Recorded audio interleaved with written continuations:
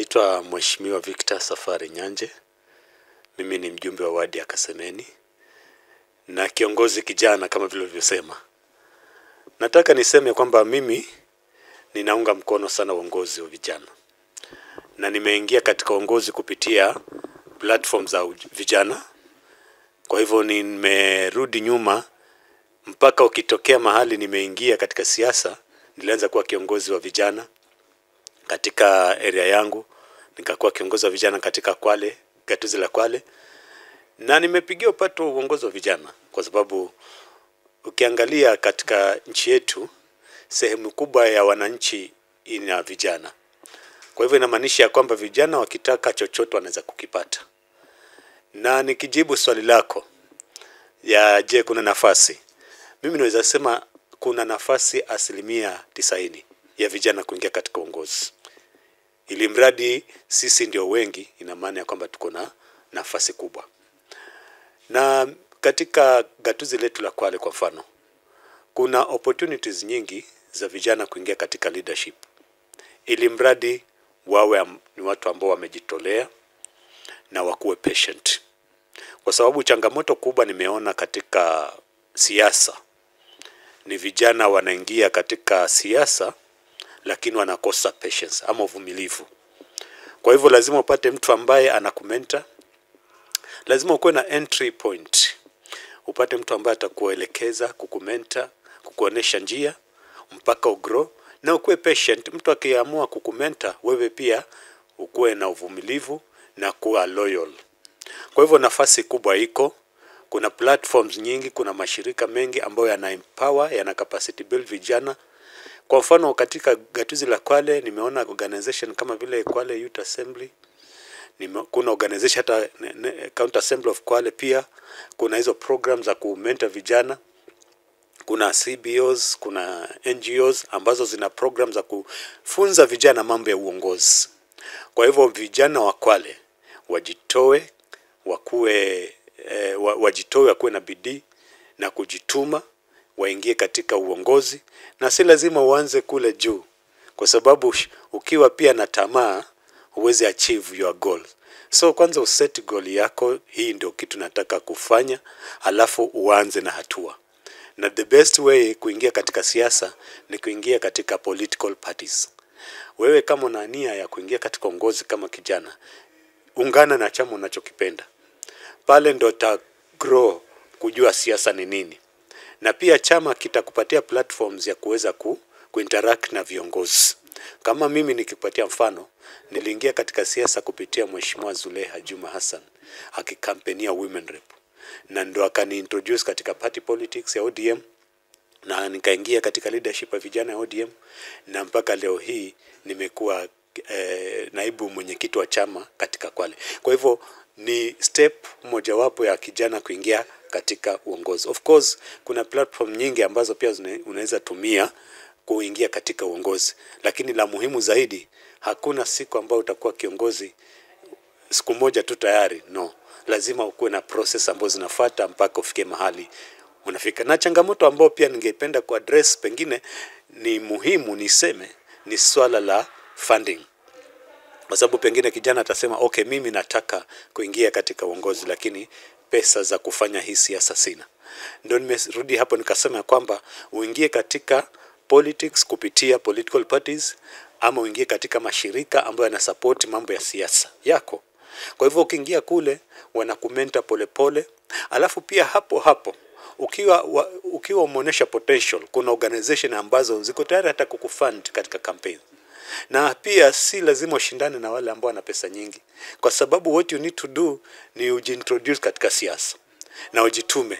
Baadaye support itakuja kupitia ile bidii yako ambayo umedhihirisha na umeonyesha. Mimi nataka ni hiyo notion ya kwamba chama kimefifia. Nataka nikupatie data ya election ya 2022. Katika kura ya 2022 chama cha ODM Raila Odinga ndio alipata 80% ya kura za urais Kwale. Na ni kupitia chama. Mimi mwenyewe naweza kukwambia kando na kwamba nilicampaign na nika interact na community kuomba kura, niko na hakika kuna kadhaa ya kura ambazo nilipata mimi zilikuja kupitia chama. Kwa hivyo kuna ufuasi mwingi sana wa chama.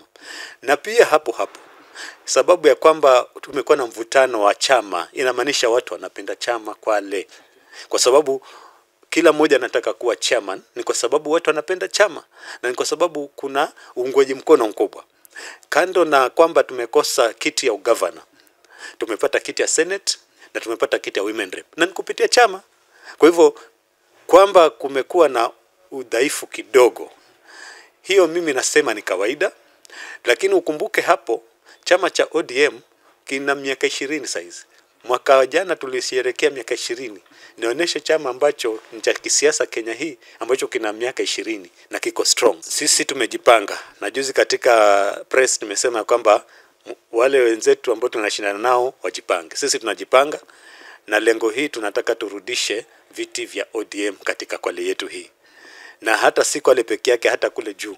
Kwa hivyo sisi tunajipanga, siwezi disclose mikakati yetu kwa sababu utakuwa natoa siri zetu, lakini as a party nataka nikuhakikishia kwamba 2027 we will get more seats za ubunge, more seats za MCA, more seat ya Women Rep, seat ya Senator, hata seat ya Governor. Parties exist for the purpose of getting power.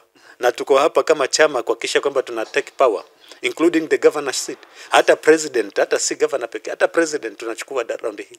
Katika mradi wa Mwache tuko na section tofauti. Tukirudi katika kwa mfano mambo ya opportunities, tuko na mambo ya employment, tuko na mambo ya biashara na tuko na mambo ya kilimo vile ulikuwa nataja. Sasa tukianza mambo ya employment, kama mheshimiwa wa Kasemeni, wakati nikiingia katika position MCA tulikuwa na employees less than 30. As we speak today, kwa Kasemeni ward ambayo ndio imehost 78% ya mradi, tuko na wafanyikazi over 500 katika Machedam. Katika wale ambao wako pale 500, almost 70% to 80% ya wafanyikazi wa pale ni wa Kasemeni. Pili, kuna nafasi pia za biashara. Na mimi kama kiongozi nimehamasisha vijana na nimeweka hata katika my social media pages, ukiangalia huwa na post pale nafasi ikitokea ya kazi ya biashara inawekwa pale. Na pia tumewaambia wale wahusika ule mradi ya kwamba hatutaruhusu nafasi yoyote ambayo inatoka katika hii project kijana wa hapa ikose wakati tuko nao. In fact, tulikubaliana ya kwamba nafasi 70% ya kazi zote za Mwache ziendee watu wa Kasemeni. 70% ya nafasi za biashara ziendee watu wa Kasemeni. Ile 30% ni minimum ikiwa kwa mfano tutakosa. Of course, kuna skills ambazo tunaweza kuzikosa kwa sababu ni technical project, lakini tunajua kuna kazi ambazo vijana wetu wanaziweza na wana qualify na karatasi wako nazo. Na pia tumerahisisha na si lazima ukuwe na karatasi ndio ajiriwe. Ukiwa na skills uende kwa interview na ufanyiwe interview, ukipita interview wewe hata bila karatasi wewe utapewa kazi. That one we have made it open. Na mimi kama kiongozi niko ngangari, niko hapo, na ikiwa kutatokea shida mimi niko tayari na nimekuwa tayari kuhakikisha kwamba tumemaliza hiyo shida ili vijana wetu waendelee kubenefit. And we will fight for that project. Tutaendelea kuipigania kwa sababu pia tunaitaka, kando na kwamba ipatie kazi, biashara, ule mradi wa maji ukiwa pale kuna nafasi ya kilimo. Na kilimo kuna hiyo upper check dam ambayo inaitwa Pemba Dam na lower check dam ambayo iko hapo Lueni.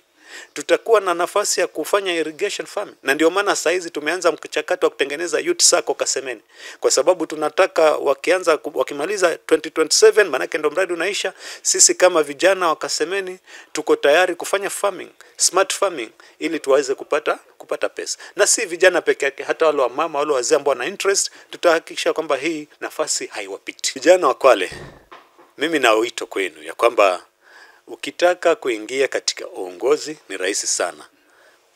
Tafuta kiongozi yule ambao unamuona kwako wewe anafaa, akuwe mentor wako. Kuwa patient na ukuwe loyal na ingia kwa chama and you will succeed. Na mimi nawatakia vijana wa Kwale, nafasi inakuja 2027, naomba mjiingize kwa wingi. Nataka hivi viti 70% vikuwe vya vijana. and it is possible, ili mradi tumejipanga. Asanteni sana. Yeah.